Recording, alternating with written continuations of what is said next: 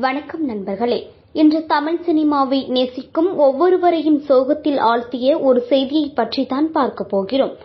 தமிழ் சினிமாவின் திரைக்கதை மன்னன், நடிகர், இயக்குனர், எழுத்தாளர் என பன்முக திறமையுடன் விளங்கிய பாக்யராஜ் அவர்கள் மறைந்திருக்கிறார். பாக்யராஜ் என்ற பெயரை கேட்டாலே நமக்கு முதலில் நினைவுக்கு வருவது அவருடைய வித்தியாசமான திரைக்கதைகள்தான். சாதாரண மனிதர்களின் வாழ்க்கையை எடுத்து அதில் நகைச்சுவை, உணர்ச்சி, குடும்ப பாசம் எல்லாவற்றையும் கலந்து ஒரு சுவாரஸ்யமான படமாக மாற்றும் திறமை அவருக்கு இருந்தது. 1953ஆம் ஆண்டு ஈரோடு மாவட்டத்தில் உள்ள வெள்ளாங்கோயிலில் பிறந்தார்.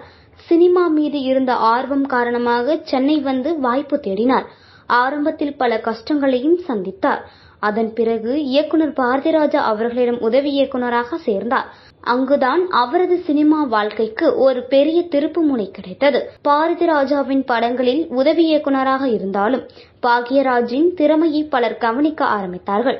கதைகள் எழுதுவது, வசனங்கள் எழுதுவது, காட்சிகளை வடிவமைப்பது என பல விஷயங்களில் தனது திறமையை வெளிப்படுத்தினார். அதன் பிறகு தனியாக இயக்குனராக அறிமுகமானார். அவர் இயக்கிய படங்களில் வெறும் பொழுதுபோக்கு படங்களாக மட்டுமில்லை, குடும்பத்தோடு அமர்ந்து பார்க்கக்கூடிய வாழ்க்கையை பிரதிபலிக்கும் படங்களாகவும் இருந்துச்சு. இன்று போல் நாளை வா, அந்த 7 நாட்கள், முந்தானை முடிச்சி, தாவணி கனவுகள் போன்ற படங்கள் இன்றும் ரசிகர்களால் கொண்டாடப்படுகின்றன. குறிப்பாக முந்தானை முடிச்சு திரைப்படம் மிகப்பெரிய வெற்றி பெற்றது.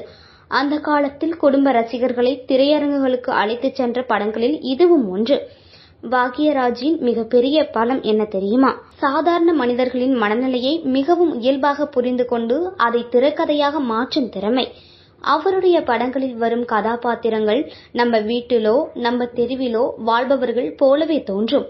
அவர் ஒரு நடிகராகவும் தனி அடையாளம் உருவாக்கினார்.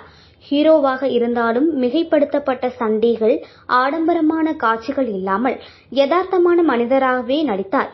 அதுதான் ரசிகர்களுக்கும் பிடித்தது. சினிமாவை தாண்டி பத்திரிகை துறையிலும் அவர் தனது முத்திரையை பதித்தார்.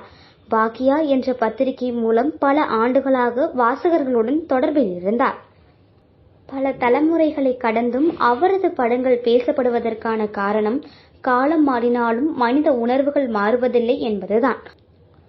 அவர் எழுதிய கதைகள் அந்த உணர்வுகளை மிக அழகாக வெளிப்படுத்தினாங்க.